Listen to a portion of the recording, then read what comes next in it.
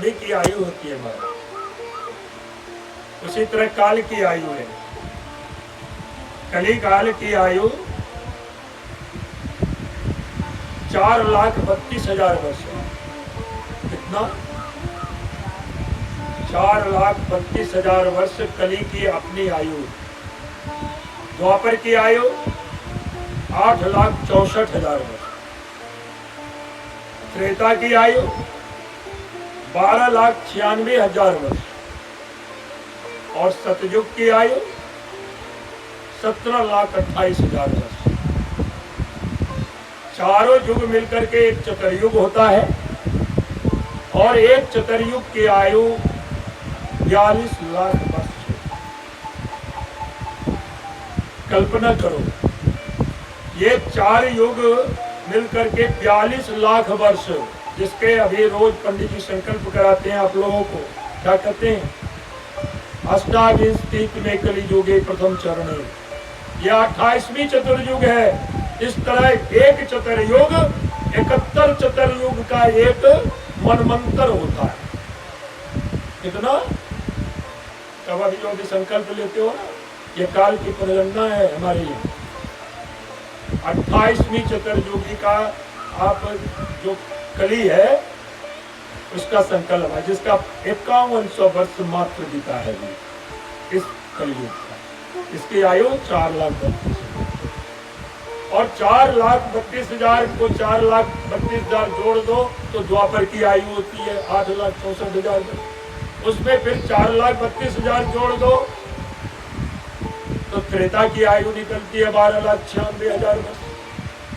और फिर सतयुग की आयु जोड़ दो, उसी में त्रेता में तीनों को मिला के 17,28,000 वर्ष। और चारों को मिला दो तो 42,00,000 वर्ष हो जाता है हमारा एक चतुर्युग। और 71 चतुर्युग का एक मनमंत्र। और ऐसे 14 मनमंत्र होते हैं। क्या कौन मनमंत्र है ये? 7वां वैवस्वत मनमंत्र। कहते हैं वैवस्वत मनमंत्र अष्टाविंशति में कली युगे आदि। कल्पना करो ऐसा। और जब ये 14 मनमंत्र बीतता है तो ब्रह्मा का 12 घंटा होता है। बोलो वृंदावन बिहारी लाल की। ऐसे ब्रह्मा की भी आयु है हमारा। उतनी बड़ी रात्रि होती है और समूची सृष्टि फिर ब्रह्मा के बाद उतनी बड़ी रात्रि में ब्रह्मा में लीन हो जाता है। इसको कहते हैं छोटा समाप्त, अभी समूचा नहीं। और ऐसे ब्रह्मा की आयु 100 वर्ष। कितना? 100 वर्ष। अभी जो हमारे चतुर्मुख ब्रह्मा हैं उनकी आयु 50 वर्ष बीत करके 51वां वर्ष के पहले दिन की पहली संध्या जा रही है। पहले दिन की पहली संध्या जा रही है उनकी। इसलिए क्या कहते हैं? द्वितीय प्रार्धे कहते हैं। 12 कल्पे कहते हैं। तो कल्प भी होता है। ये जो कल्प हैं महाराज, उस कल्प में उनका जो जन्म होता है तो वो 12 कल्प में आए हुए। उसके ये द्वितीय प्रार्ध में 51वां वर्ष का पहले दिन की पहली संध्या ये ब्रह्मा की आयु अभी है। वो ब्रह्मा जी सृष्टि के लिए इनको कह रहे शुरू में। ये कथा तब हुई थी, भगवान ने उनको दिया था। वही अभी आप प्रसंग आप सुनोगे तो वो कहते हैं कि इतनी बड़ी आयु में भी इस ब्रह्मा की भी आयु अपने 100 वर्ष पूरा करके वो ब्रह्मा समाप्त हो जाती है। ब्रह्मा भी 2 प्रकार की होती है, एक जीव कोटि ब्रह्मा और एक देव कोटि। अगर 100 कल्प तक कोई भी व्यक्ति कोई भी जीव सदाचार करते हुए अगर वह पूरा कर लेता है तो वो ब्रह्मा को की पदवी को प्राप्त करता है। बोलो वृंदावन बिहारी लाल की जय। यहाँ तो 1 घंटा पार करना मुश्किल है महाराज। 1 दिन तो छोड़ दो, घंटा। हर घंटे में हम कुछ न कुछ अपना मन से, शरीर के किसी भी इंद्रियों से अलग हो जाए। और ऐसा अगर वो ब्रह्मा करते हैं, ऐसा कोई जीव अगर करता है तो वो ब्रह्मा पद का अधिकारी हो जाए। इतनी बड़ी आयु कम नहीं होती है महाराज। कल्पना करके देखो, 4,32,000 पहले कली की, और ये कली की आयु को पार करना जो 51वां वर्ष जा रहा है अभी, 5,100 वर्ष मात्र। और उसी में हम इतने परास्त हो चुके हैं। इसका मतलब ये नहीं, कली की भी आयु अपना होते हुए वो क्षीण होता है। तो उस ब्रह्मा को सृष्टि के लिए कह रहे हैं, और ब्रह्मा को सृष्टि के लिए उन्होंने वह चतुश्लोकी भागवत को दिया और कहा कि इसको जो है सो पूरा करो। तो ब्रह्मा ने कहा कि महाराज हमको उसके काबिल तो बनाओ। वही आप अभी श्लोक सुनो, थोड़ा सा मैं सुनाता हूँ। तथापि नाथ मानस जानात नाथैनातितम परावरे तथा रूपे जानेयाम ते तरूपनि यथात्म माया जोगेन नाना शक्योपम वृंगतम विलुम्पन विसृजन गृणन विभ्रदात्मना कृणयस्य मोघ संकल्प पूर्णा नावेर्जथोरुणते तथा तद्विश्याम दे मनीषाम मयि माधव भगवति चेतमं कर्वाणि तंत्रिता नेमानं प्रजा सर्गम बद्धेद्यं जदानुग्रहात् दावत्सगा शक्योरिवेशते कृता प्रजा विसर्गे विभजाशे विमोचनम् अविकलवस्तते परिकर्मणि स्थितो मामे स्मरन् मध्वमोजमानिनः। श्री भगवान वाचा वो क्या कहते हैं, वो ध्यान दे रहे हैं कि ज्ञानम परम गुह्यम में, वह ज्ञान मैं तुम्हें दे रहा हूं जो तो तुम सृष्टि करो। विज्ञान सम्मिलितम, वो विज्ञान से भरपूर है। स्वरहस्यम तदंगम च गिरान गदितम मया यावनाहं यथा भावो जदरूपम गुण कर्म का तथैव तत्विज्ञानमस्तो ते मदनुग्रहात्। अब वो कहते हैं, वो ज्ञान सुनो कौन सा है, क्या कहते हैं, अहम एवाशमेवाग्रे नो अन्यद जत शत शत परम पश्चादहम जदते च जो अवशिष्टे सोष्मे हम। क्या कहते हैं, सृष्टि के पूर्व मैं था, मेरे अतिरिक्त ना स्थूल था न सूक्ष्म, और न दोनों, न स्थूल और न सूक्ष्म, और न दोनों का कारण ज्ञान, और न दोनों का कारण अज्ञान। ये कुछ नहीं था, न ज्ञान था न अज्ञान। और सृष्टि में जो प्रतीत हो रहा है वह भी मैं ही हूं। हम देवाशमेवाग्रे नो अन्यत जत शत शत परम पश्चात हम जगत तेज जो अवशिष्टे सोष्म्यम। और सृष्टि के बाद जो बच रहेगा वो भी मैं ही। दूसरा श्लोक कहते हैं, हृदे अर्थम जत प्रतीत न प्रतीत आत्मनि तद वेद्यात्मनो माया यथा वाशो यथा तमः। ये जो वास्तव में जो प्रतीत हो रहा है, न होकर के भी जो प्रतीत हो रहा है, ये संसार नहीं, ये संसार नहीं। और जो होकर के भी नहीं दिख रहा है, जैसे राहु की स्थिति देखते हो, सूर्य को ग्रहण लग जाता है राहु का, चंद्रमा को ग्रहण लगता है तो उसमें राहु का कारण होकर के भी राहु नहीं दिखता है। वही कह रहे, जब प्रत्येत नो प्रत्येक आत्मनि तद वेद्यात्मनो मायां यथा भासो यथा तमः। वह मेरी, उसको तुम मेरी माया समझो, क्या उनकी माया है। कते यथा महान्ति भूतानि भूते चावचेष्वनो प्रविष्टान्य प्रविष्टानि तदा तेषु न तेष्वहम्। ये तीसरा श्लोक है। कहते सृष्टि के कारक में मैं कैसे प्रविष्ट हूं। जिस प्रकार की 5 भूत से सृष्टि हुआ है, कल आपको मैंने कुछ बताया था, इसकी विश्लेषण करूंगा आगे। तो 5 भूत, क्षिति जल पावक गगन समीरा, तुलसीदास भी कहते हैं ये 5 भूत जो है वो सृष्टि का कारक है। और 3 गुण सत्व रज और तम, ये जब 5 भूत गुणों से टकराता है तो सृष्टि होती है। किसी भी वस्तु का निर्माण इसी से होता है। और जब किसी वस्तु का निर्माण होता है तो फिर उसी में इंद्रियां भी बनती हैं, उसी के, क्योंकि सबका अपना अपना, जैसे आप लोग आकाश की तन्मात्रा क्या है,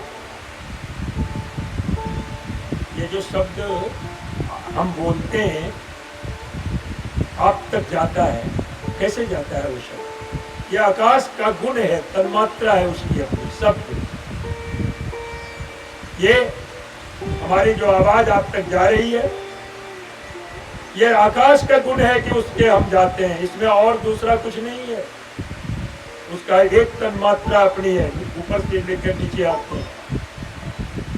अब लो अग्नि, अग्नि की तन्मात्रा क्या है? अग्नि की तन्मात्रा ताप,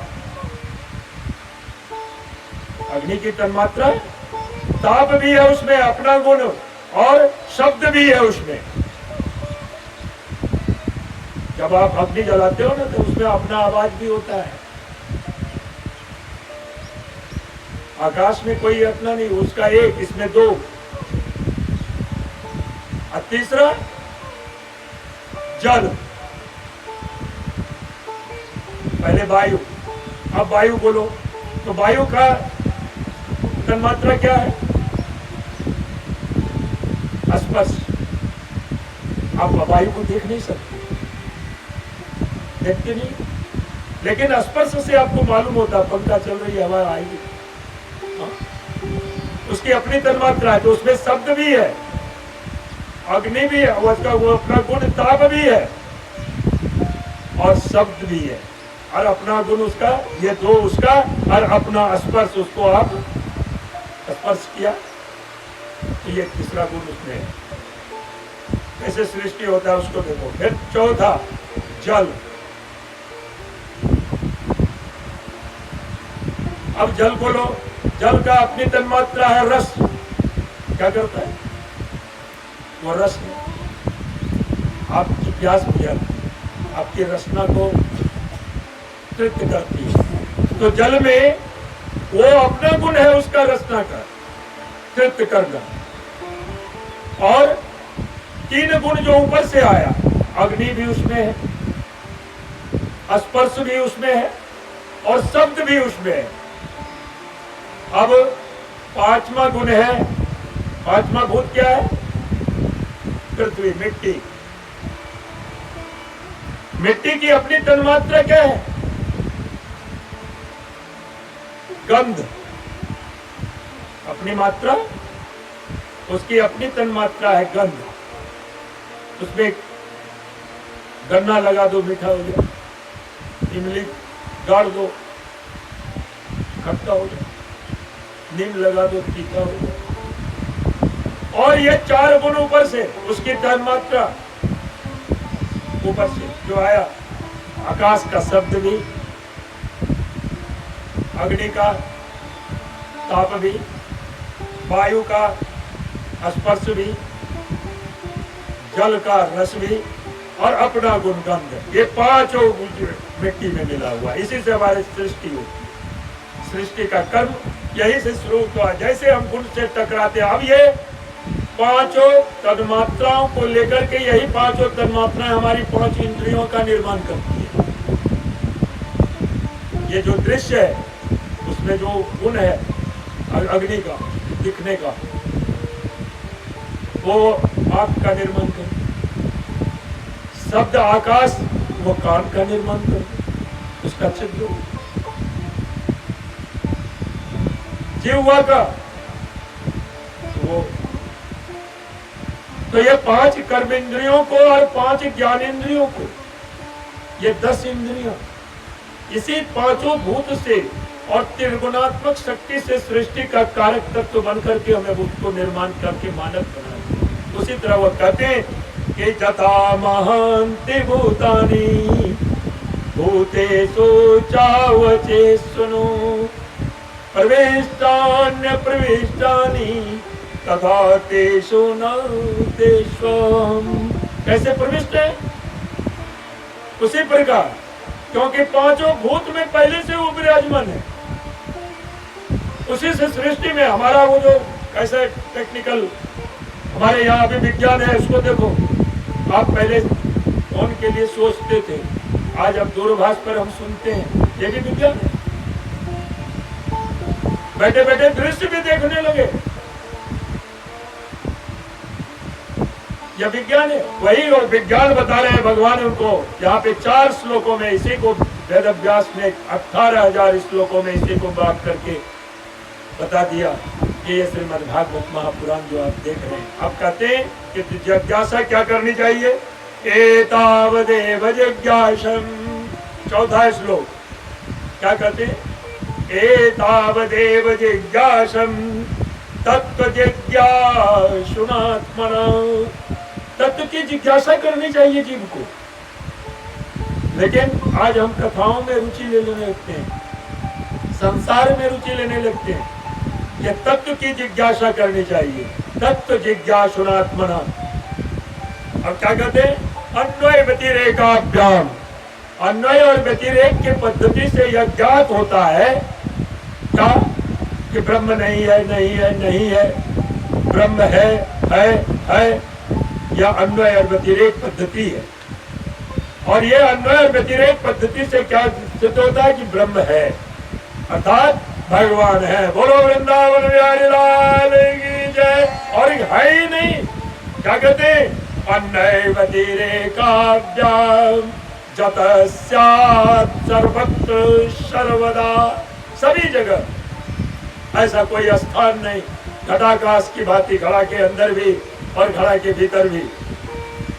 घटे में एक घट को आप लोगों ने देखा होगा, आप आकाश है ना,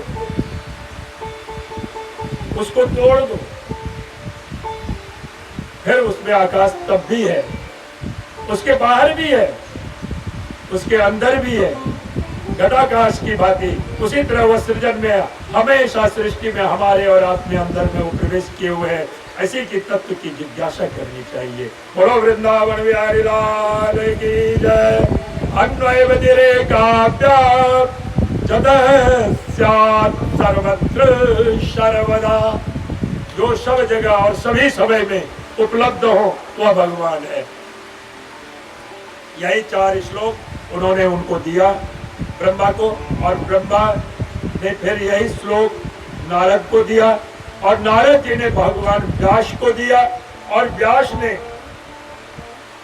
इस 4 श्लोक से 18,000 श्लोक का निर्माण करके आपके श्रीमद् भागवत पुराण का भी निर्माण किया। बोलो वृंदावन बिहारी लाल।